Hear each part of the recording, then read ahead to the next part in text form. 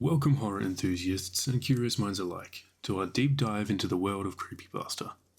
Today, we're embarking on a journey that explores not only the origins and evolution of these spine-chilling tales, but also their profound impact on fans like myself and the internet as a whole. As someone who has been enamored with the horror genre from a very young age, Creepypasta has been a significant part of my life. These digital campfire stories have not only entertained me, but also shaped my understanding and appreciation of the horror genre. Picture this: a younger version of me, flashlight in hand, heart racing as I turn the pages of my favorite horror novel late at night. The thrill of the unknown, the anticipation of the next scare. It was intoxicating. But as much as I loved those books, I craved something more, something darker and more immersive. Enter Creepypasta. Well, let's start with a breakdown. Creepypasta are user-generated horror stories that are shared and circulated around the internet. The name itself is a play on copypasta. Creepypasta delves into the eerie, the unsettling, and the downright terrifying. Now, I remember stumbling upon my first creepypasta. It was a story of the Slender Man. The tale was so realistic, my young mind was hooked. I kept reading story after story for what felt like hours. I had found a fascinating part of the internet that in turn contributed a lot to who I am as a person. From the infamous Russian sleep experiment to the fascinating Jeff the Killer, these stories were crafted by individuals with a passion for the horror genre. The beauty of creepypasta lies in its community-driven nature. Anyone could contribute, and everyone could partake in the collective thrill of being scared. Forums, comment sections, and social media platforms buzzed with discussions, theories, and fan art. As a young horror fan, it was exciting to connect with others who shared my fascination with the dark and the twisted. Fast forward to today, and you'll still find me diving into the latest creepypastas. They will continue to be a source of inspiration, a well of creativity, and a reminder of why I fell in love with the horror genre. Whether it's a classic that I've read or listened to time and time again, or a totally new story, I'm still hooked. In this video, we'll explore the history of creepypasta, dissect some of the most iconic stories, as well as some of my favorites, and discuss the cultural impact that these tales have had. So sit back, turn off the lights, grab something to eat, and let's talk about creepypasta.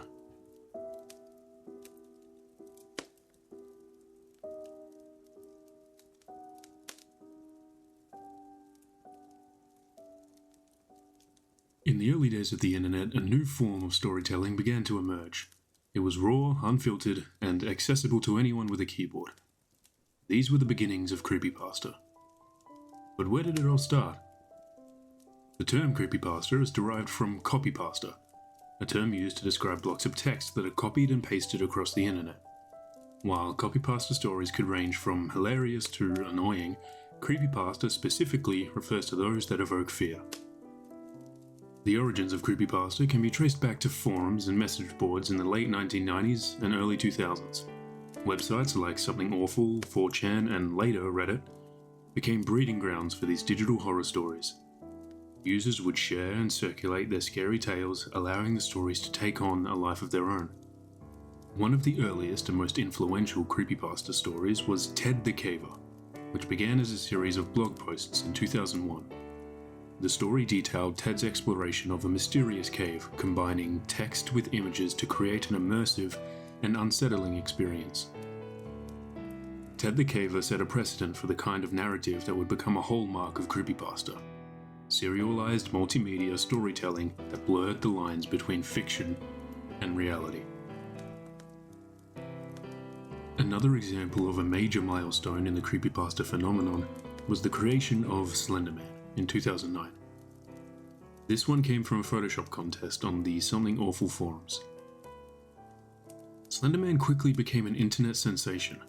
The character's tall, faceless figure and his ability to abduct children resonated with people's deepest fears. Slender Man's story was expanded through fanfiction, artwork, video games, and documentaries, and eventually a feature-length movie, cementing his place as a modern horror icon.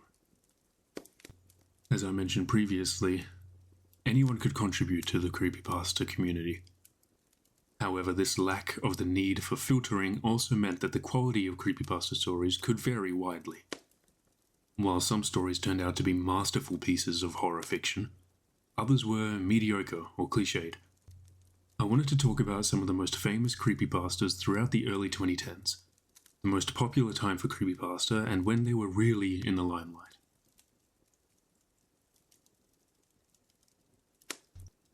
One of the infamous is Jeff the Killer. His pale, ghostly face and carved Chelsea smile. The story typically follows Jeff, a once normal teenager who becomes a sadistic murderer after a series of traumatic events. His transformation into a killer is marked by an eerie and unsettling appearance, which has become an iconic image in the creepypasta community. Despite debates over the story's origins and various iterations, Jeff the Killer remains one of the most recognizable characters in creepypasta lore. Now, the original Jeff the Killer story was interesting. It inspired a whole lot of fan fiction and fan art of the character and really started the whole fangirling of the creepypasta universe. However, I can't recommend the original story. It's got a lot of disappointing grammatical errors and some odd choices from a storytelling perspective. I would recommend having a look at the retelling of the story by Pastra. I really enjoyed my time with this version of the story.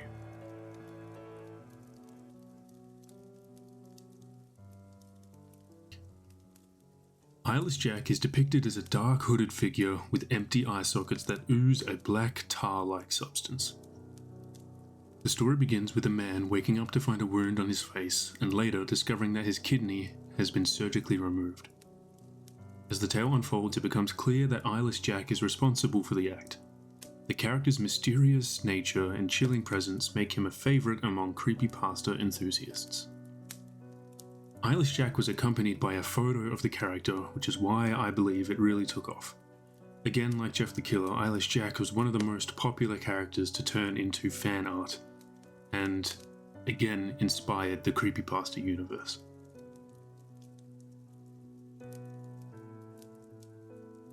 I've already talked about Slender Man a little bit here, so I'll quickly go over some key events. The creation of Marble Hornets only a few days after Slender Man's creation was really an incredible work of art. Its found footage style inspired countless other creators to give this method of videography a shot, and really brought the community together. Wanted to add a small little fun fact to the end of the Slender Man part. I actually have the operator symbol, the circle with the X through the middle, tattooed on my body. It was such a profound part of why I love the horror genre that I could not get it. I'm still looking to get some more creepypasta inspired and related tattoos, so if you had any ideas, let me know. Alright, moving on.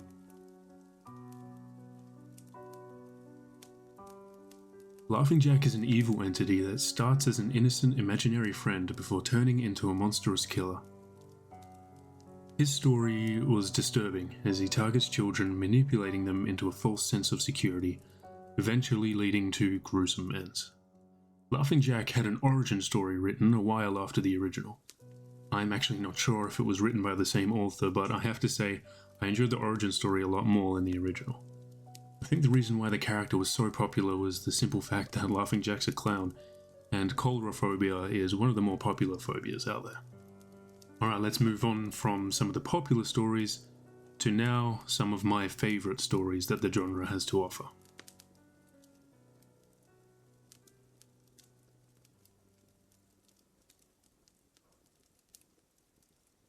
Before I start this chapter, I wanted to include a spoiler warning for the following stories: Psychosis, Pen Pal, Boroska, The Pancake Family, and I Dared My Best Friend to Ruin My Life.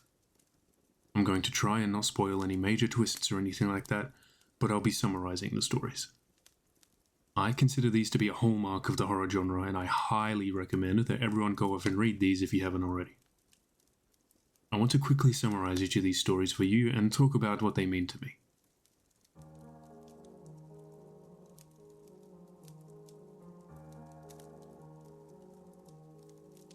Psychosis is a psychological story told from the perspective of the protagonist John, who begins to suspect that something is terribly wrong with the world around him. As the story unfolds, John starts to experience a growing sense of paranoia and isolation.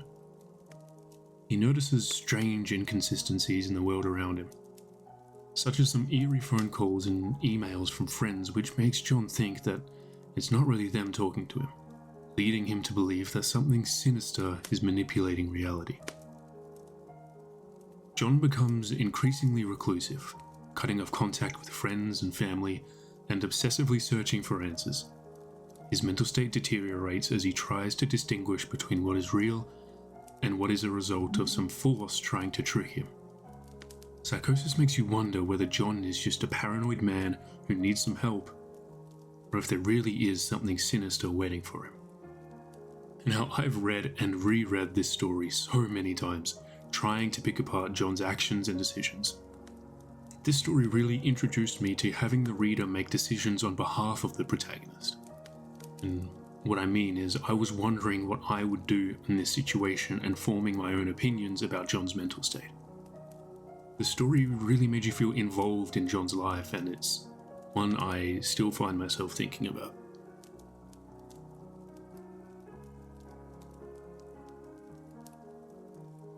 The narrative starts with a school project where students send letters attached to balloons and hope for responses from strangers. Our protagonist receives a reply, but there was no message, just a blurry Polaroid. Some strange and unsettling events start occurring, such as photographs taken of the protagonist while he sleeps, and other creepy incidents suggesting that someone's watching him. As the protagonist grows older, he continues to experience terrifying events. He and his best friend Josh discover hidden Polaroid photos showing that someone has been stalking him for years. The final chapter of this story reveals a highly disturbing fact that the reader learns alongside the protagonist. Please note that this story is multiple chapters long and has actually been released as a full-length novel available on Amazon, and that's awesome, but I wanted to highlight that I'm only very quickly summarizing each of these stories. I'd highly recommend going to read these for yourself. Pen Pal is one of those stories that I think about a lot. It sets itself in a world where all of the events are not at all far-fetched. It left me feeling gross and horrified, which is what I think all creepypastas aspire to do.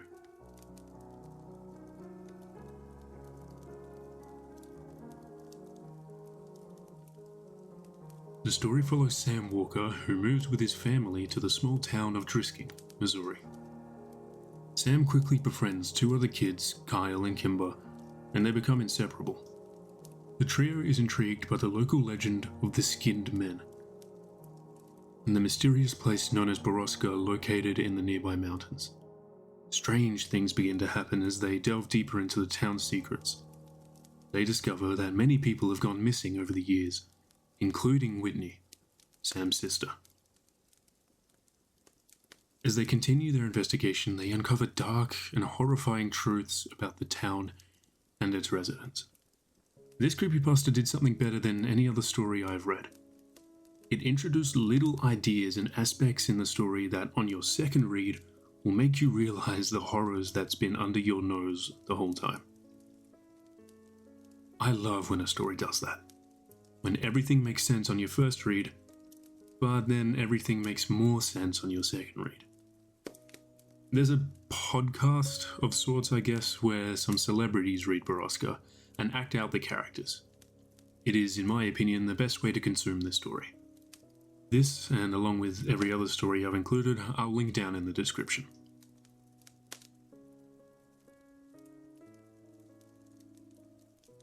This creepypasta takes place in a police interview, where a detective is being interviewed about his findings based on a disappearance of a family many, many years ago. It's revealed through the detective's flashbacks, the horrifying reality of what happened to this poor family who were given up on by the police not long after their disappearance. The family's case was simply tossed aside as another one that wasn't going to get solved.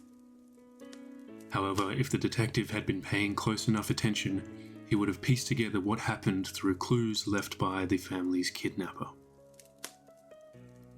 The reveal of what happened to the family was shocking, to say the least. I wanted to include this one as I only discovered it very recently, and I don't believe it was released all that long ago either. Displaying the fact that these authors are still coming up with incredible stories to this day. I don't want to spend too much longer on this chapter, so I'll wrap up I Dared My Best Friend to Ruin My Life a bit quicker. This creepypasta begins with a seemingly innocent and playful dare between two best friends, Kyle and the protagonist. The protagonist, looking to add some excitement to his life, dares Kyle to try and ruin it. At first it seems like a joke, but Kyle takes the dare seriously, and the events that follow spiral out of control. The protagonist's life begins to unravel as Kyle sabotages his relationships, career, and reputation. What started as a fun challenge turns into a nightmare, with Kyle's interference becoming increasingly malevolent and malicious. One of the reasons why this story stands out to me was its involvement with the community. The story is told in parts. It's revealed that the protagonist knows that Kyle is reading these stories about the protagonist's life, and he involves the audience to help him ruin Kyle's life in return. Just like with every other story I mentioned, please go and read these for yourselves. My shitty summaries are not doing them any justice.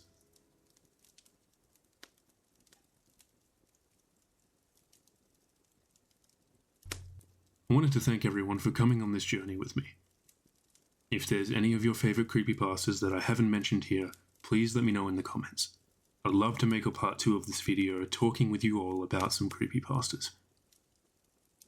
I'd also love to continue making similar videos about topics like the horror genre, and maybe some other topics that mean something to me.